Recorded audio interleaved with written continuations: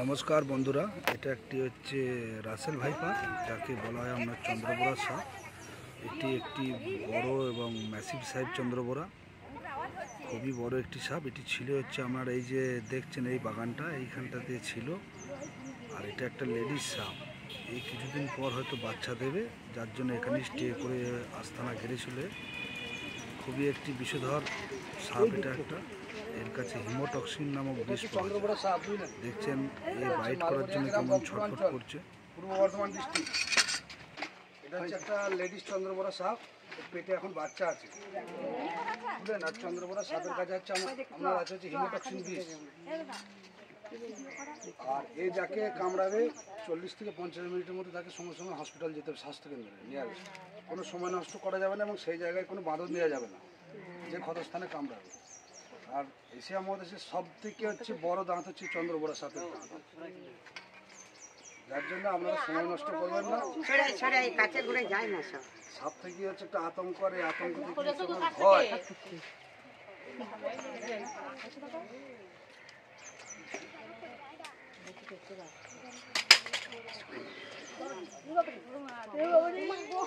এই হচ্ছে দাঁত, দেখলেন?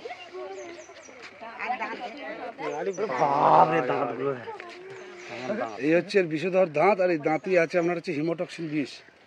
আর এটা হচ্ছে একটু লেডিস সাপে বাচ্চা দেবে মোটামুটি, আর দিন 10-এর মধ্যেই বাচ্চা দেবে। আর এরা হচ্ছে 40 থেকে 50টা বাচ্চা দেয় না, ডিম পারে না। আর এর কোনো টাইম টেবিল হয় না। এর হচ্ছে 40-75টা বাচ্চা দেওয়ার মতো ক্ষমতা এরা রাখে। এবার ঘটনা হচ্ছে এটা যে এদের কোনো শীত, গ্রীষ্ম, বর্ষা বলে কিছু হয় না। এরা সারা বছরই অ্যাক্টিভ থাকে, সবসময়ই এইসব ঝাড়ি জঙ্গলে এইসব জায়গায় থাকে। যখন এবার মাঠে ঘাটে যাবেন এবং সাবধানে যাবেন, নিজেদের খেয়াল রাখবেন। আমাকে একটা কোটো দিতে হবে,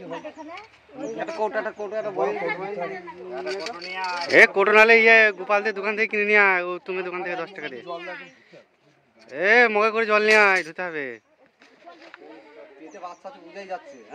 এটা একটা লেডিস সাপ, পেটে বাচ্চা আছে। এই সময়টা এরা বাচ্চা দেবে, এই আপনার ফেব্রুয়ারি মাসের লাস্ট করে এরা বাচ্চা সব রিলিজ করবে। আর বাড়ির আশপাশগুলো একটু পরিষ্কার পরিচ্ছন্ন রাখবেন, যদি দেখবেন বীজ নিয়ে জন্মগ্রহণ করে। ছোট বাচ্চা বলে যে বিষ হবে না তা নয়, এইরকম সাইজের বাচ্চা এরা দেবে। প্রত্যেকটা বাচ্চার বিষ থাকবে। রাত্রিবেলা এরকম এসব জায়গা দিয়ে আসা যাওয়া করবেন, বাইট করলে গাটা খসখসে অন্য সাপের থেকে না। জলে তো পড়ে আছে, এইভাবেই থাকে এরা।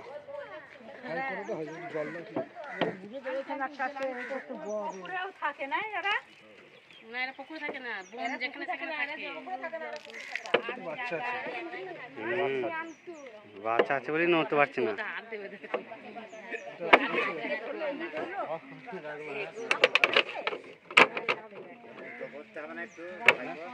ফুটো করতে হবে তো,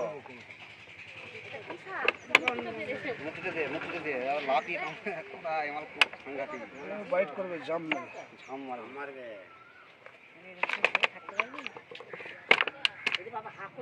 মাথা নিচে করছে না,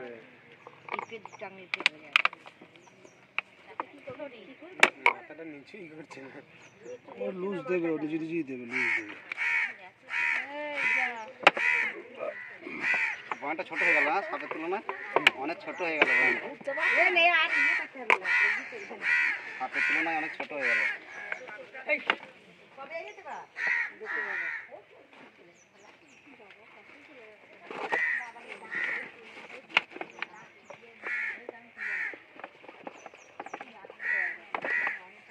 পেরে গেছে, লাগবে না, একটা ফুটোই হবে। এই দিকটাই ধরেন, এই দিকটাই, এই দিকটা